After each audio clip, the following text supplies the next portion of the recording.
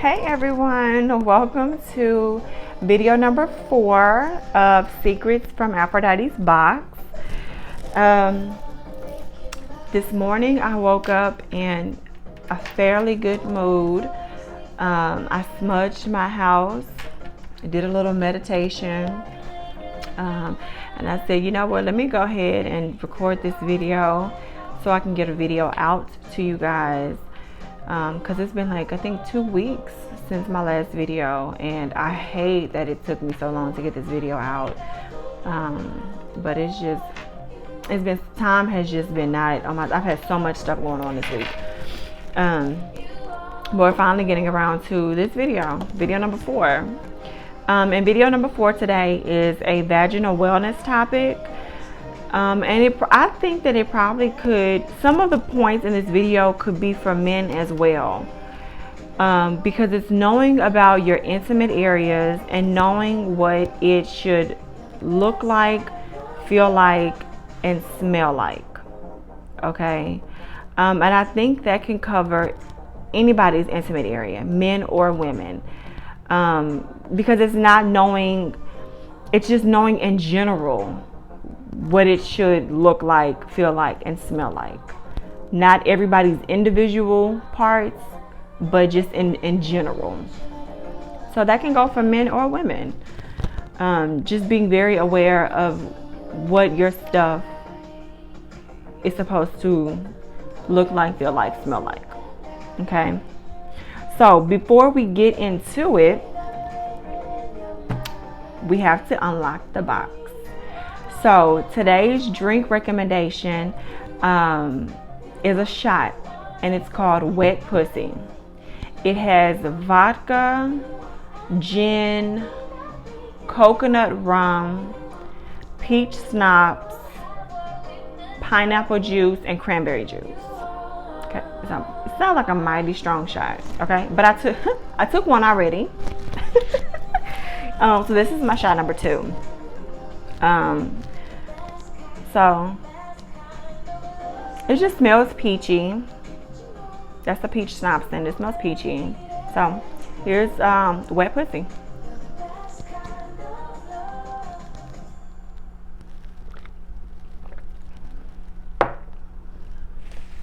It's not bad. It's not bad. It's good. It's actually a really good shot. How I made it is really good. If somebody else made it, they'd probably be stronger. Okay, but that's good. That's Wet Pussy. Okay. So, vaginal wellness. Knowing what your box is supposed to look like, smell like, and feel like.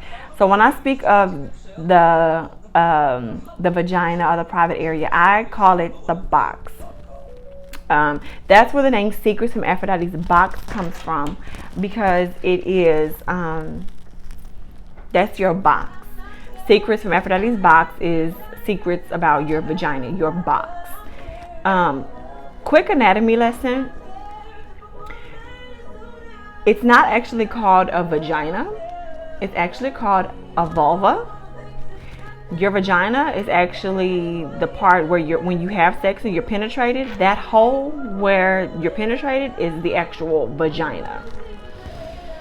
That triangle down there is the vulva. Your private area is the vulva. Your lips are it's the labia. Then you have your clit, your clitoris. Then you have underneath your clit, there's a little tiny hole. That's your urethra. That's where your urine comes from. And then you have your vagina. But we've just always called it the vagina. The whole thing, we just always called it the vagina. The actual name is the vulva. Okay? But I just want to call it the box, because that's what I like to call it.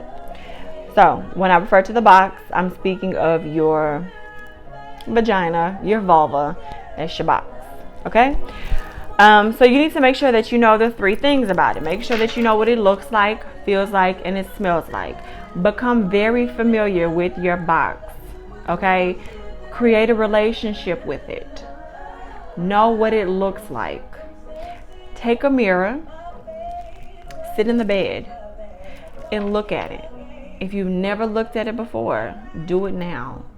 know that your box looks different from my box. It looks different from her box and your mama's box and your sister's box and your cousin's box. Everybody's box looks totally different. Some people have more lips than others, or the labias. There's more the lips, the labias. Some people's clit is larger than others.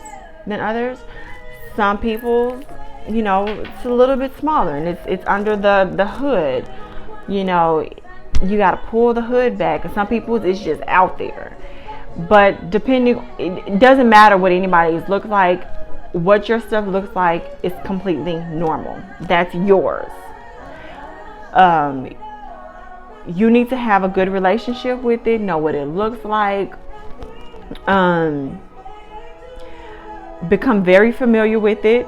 And the reason I think this is so important is because the moment that something changes, or the moment that you get anything that looks completely different, you need to keep an eye on it, or you need to be able to bring that up to your gynecologist, because your box is just like any other part of your body. And just like if anything else changes with any other part of your body, you become aware and you let your physician know, or you watch it. You have to do the same with your box. Okay, so it's just like any other part of your body. So you have to, this is a part of self-care, taking care of your private area, your intimate areas. It's all a part of self-care.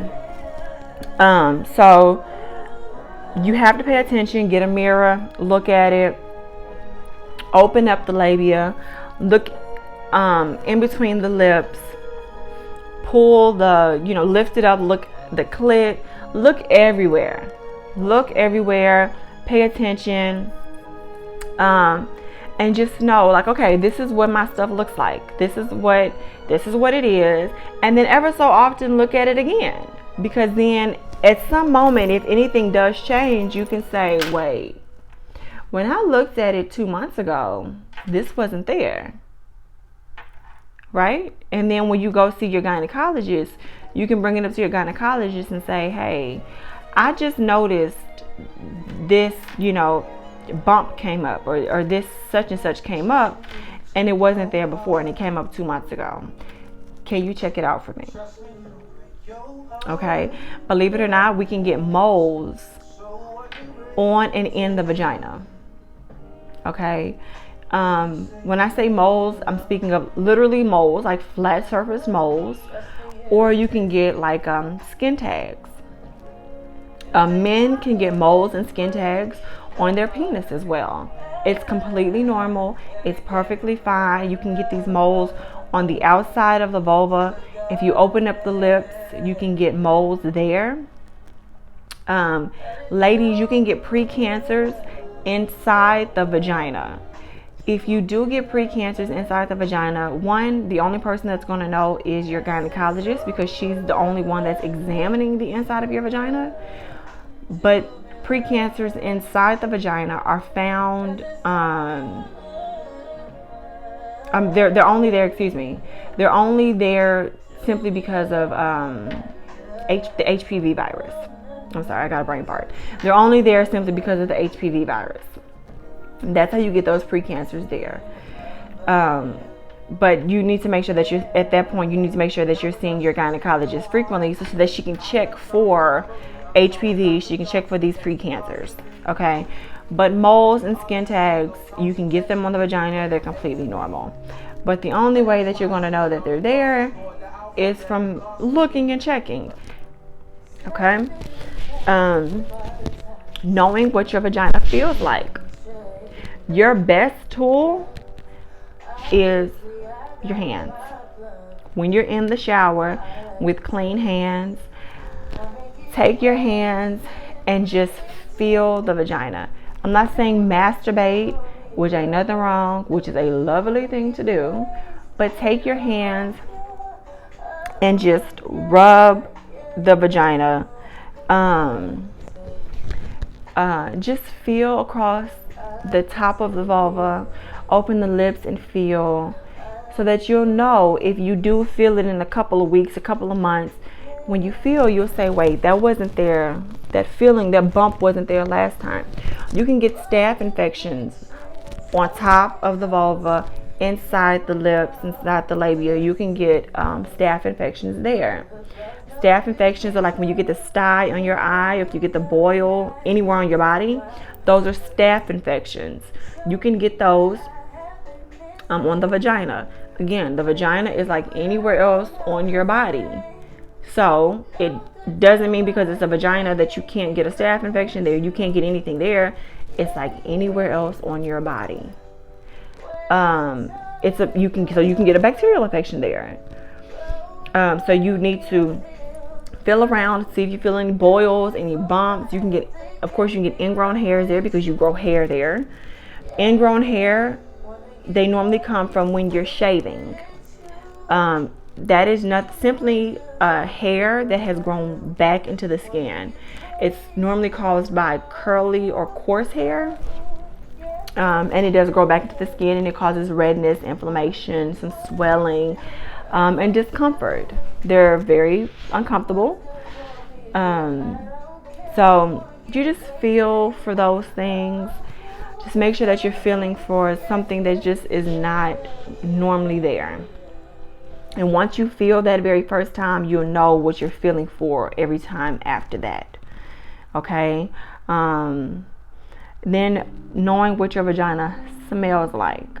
For women, this is going to be the biggest thing for you, because the smell of the vagina tells us everything. Okay? Everyone's vaginal flora smells completely different. There are some women whose vaginal flora smells like nothing. I mean, literally like nothing. You have no smell. And there are some women's vaginal flora kind of has like a earthy smell. A lot of it sometimes depends on your diet, what you consume, what you eat.